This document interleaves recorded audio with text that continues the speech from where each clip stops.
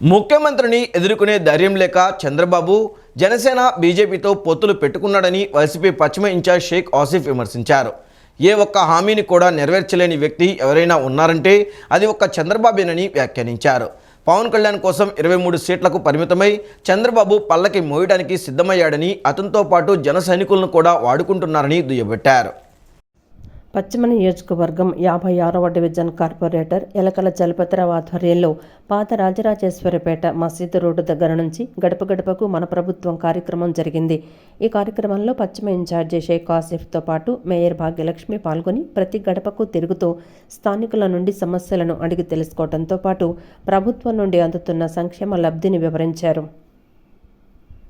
ఈ సందర్భంగా షేక్ ఆసిఫ్ మాట్లాడుతూ, ఈ డివిజన్లో అన్ని ప్రాంతాల్లో పర్యటించామని, పలు అభివృద్ధి పనులు చేశామని, జగనన్న సంక్షేమ పథకాల వల్ల ప్రజలు బ్రహ్మరథం పడుతున్నారని అన్నారు. ఎన్నికల ముందు జగన్ ఇచ్చిన హామీలను నెరవేర్చడం వల్ల ప్రజలు ఎంతగానో ఆనందం వ్యక్తం చేస్తున్నారని అన్నారు.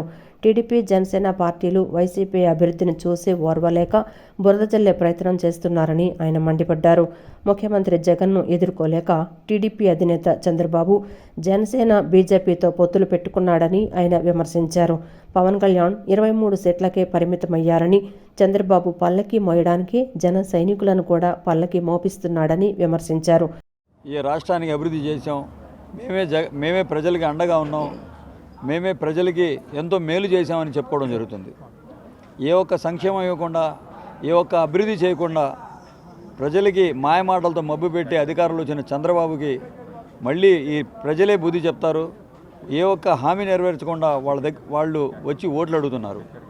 అభివృద్ధి, సంక్షేమం రెండు చేసి మరి మేము వెళ్ళి వాళ్ళ దగ్గర ఓటు అడుగుతుంటే వాళ్ళు స్వచ్ఛందంగా ముందుకు వచ్చి మేము ఓటు వేసి జగనన్న గెలిపిస్తాం అంటుంటే, వీళ్ళేమో జగనన్న ఏదైతే పథకాలు ఇస్తున్నాడో, ఏదైతే అభివృద్ధి చేస్తున్నాడో ఈ రాష్ట్రాన్ని శ్రీలంక చేసేస్తున్నాడని చెప్తున్నారు. మేము ఇచ్చే పథకాలని చూసి మేము పథకాలు ఇస్తే శ్రీలంక అంటున్నారు, వాళ్ళు పథకాలు ఇస్తే సింగపూర్ అంట.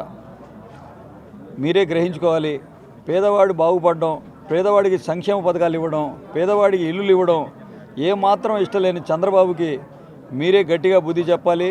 ఆయన దత్తపుత్రుడు పవన్ కళ్యాణ్ చంద్రబాబు పల్లకి మోయడానికైనా ఇష్టపడుతున్నాడు, కానీ జన సైనికుల్ని మోసం చేస్తూ, కాపు సోదరుల్ని మోసం చేస్తూ పల్లకీలు మోస్తున్నాడు. ఏమైనా సంక్షేమ పథకాలు ఆగినాయా, అభివృద్ధి పదంలో ఇంకా ఏమైనా పని చేయాల్సి ఉందా అన్నది ప్రతి ఒక్క గడపకి వెళ్ళి కనుక్కోవడం జరుగుతుంది. ఆసిఫ్ గారు గతంలో వెల్లంపల్లి శ్రీనివాసరావు గారి ఆధ్వర్యంలో పూర్తి స్థాయిలో నియోజకవర్గం అభివృద్ధి పదంలోకి వెళ్ళింది. ఇప్పుడు ఆసిఫ్ గారి ఆధ్వర్యంలో ఇంకా అభివృద్ధి పదంలోకి తీసుకెళ్తామని తెలియజేస్తున్నాను. ఈరోజు గుంపులన్నీ కలిసి వస్తున్నాయి జగనన్నని ఎదుర్కోవడానికి. సింగిల్గా వచ్చే ధైర్యం లేక వారం 5 రోజులు వెళ్ళి ఢిల్లీలోన అక్కడ ఉండి వాళ్ళని బతిమలాడుకొని మరీ తెచ్చుకున్నారు. అయినా కానీ ఎన్ని పొత్తులు కలిసినా, ఎన్ని జెండాలు కలిసినా జగనన్నని ఏమీ చేయలేరు. ఈరోజు టీడీపీలోన, జనసేనలోన ఏదైతే జనసేనకి 24 ఇస్తే అందులో 3 వెనక్కి బీజేపీకి ఇవ్వటం జరిగింది. 21 ఉన్నాయి. ఈ 21లో కూడా నిన్న మిథున్ రెడ్డి గారు తెలియజేసినారు 11 ఆల్రెడీ టీడీపీ నాయకులు మాత్రమే పోటీ చేస్తున్నారు. ఇందులో జనసేన నాయకులు అన్న వాళ్ళు ఎక్కడున్నారో చూపించమని డైరెక్ట్గా క్వశ్చన్ చేయడం జరుగుతుంది. జగనన్న పథకాలు అనుభవించిన ప్రతి ఒక్కరు కూడా, మహిళలు, పురుషులు అందరూ కూడా వైఎస్ఆర్ పార్టీకి తమదైన శైలిలో ఓటు వేస్తామని చెప్పి గట్టిగా చెప్పడం జరుగుతుంది. మరి ఈ రోజున ఇన్ని అభివృద్ధి కార్యక్రమాలు జరుగుతున్నాయంటే మరి జగనన్న ఇచ్చినటువంటి పథకాలే కారణం. ఆయన పరిపాలన సౌలభ్యం కానీ, ఆయన ప్రజల ముందు ఉన్నటువంటి సమస్యలన్నీ కూడా తీర్చడంలో కానీ సఫలీకృతమైనట్టు ఈ ప్రభుత్వం చేసినట్టు గత ప్రభుత్వంలో ఏమీ కూడా చేయలేదని గట్టిగా చెప్తున్నాం. మరి ఈ డివిజన్కి వచ్చేసరికి చక్కటి రోడ్లు వేయిస్తున్నాం, డ్రైన్లు నిర్మిస్తున్నాం, అలాగే వాటర్ సమస్య లేకుండా కొత్త పైప్ లైన్లు వేయించడం జరిగింది. సుమారు 7 కోట్ల రూపాయలు అభివృద్ధి పనులకి కేటాయించడం జరిగింది.